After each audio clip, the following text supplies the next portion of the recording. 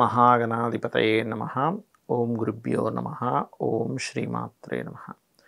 పరమేశ్వర స్వరూపమైనటువంటి జ్యోతిష, వాస్తు మరియు ఇతర అనేకమైనటువంటి శాస్త్రములను మనకు అందించినటువంటి మహర్షులకి నమస్కారం. హయగ్రీవ హయగ్రీవ హయగ్రీవేతియో వదేత్ తస్య నిస్సరతే వాణి జహ్నుకన్యా ప్రవాహవత్. అరుణాం కరుణాతరంగితాక్షీం ధృతపాశాంకుశపుష్పబాణచాపాం అనిమాదిభిరావృతాం మయూకైః అహమిత్యేవ విభావయే భవానీ. శ్రీమాత్రే నమః.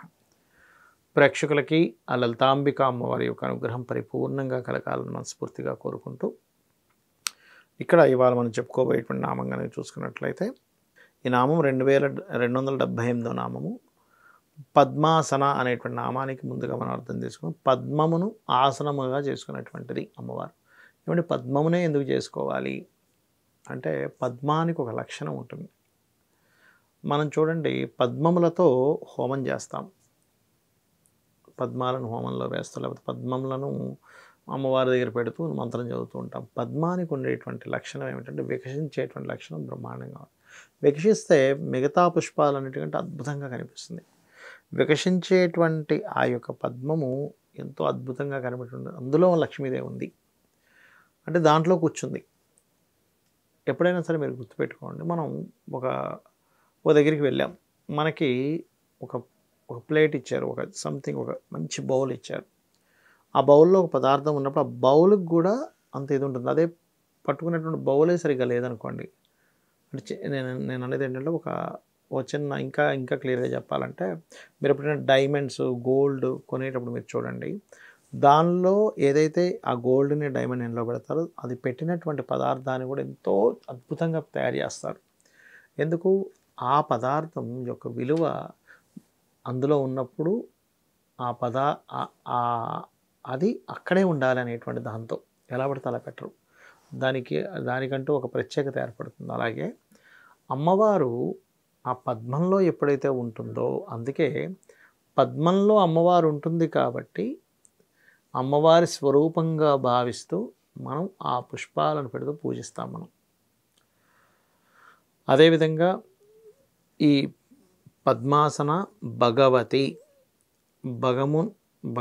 అనేటువంటి నామాన్ని కనుక చూసుకున్నట్లయితే, ఈ 4 అక్షరాల మంత్రం ఇది ముఖ్యంగా భగమాలిని శబ్దము, భోగ సంబంధమైనటువంటి ఐశ్వర్యాది శక్తులకు. అంటే ఇక్కడ ఏమిటంటే,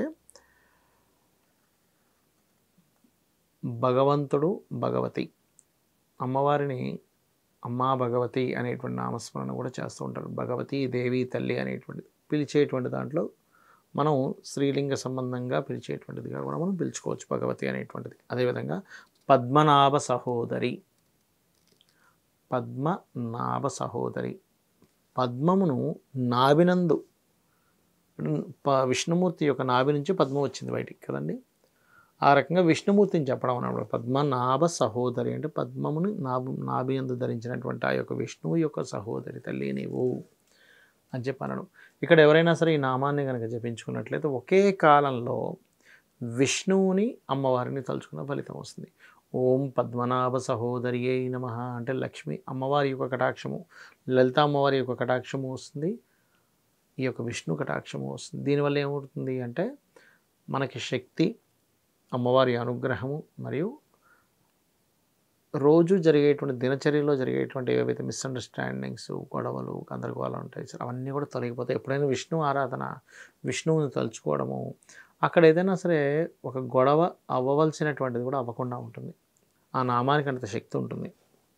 కాబట్టి పద్మనాభ సహోదరి, ఉమ్నేష నిమిషోత్పన్న విపన్న భువనావలి అనేటువంటి నామం ఉంది.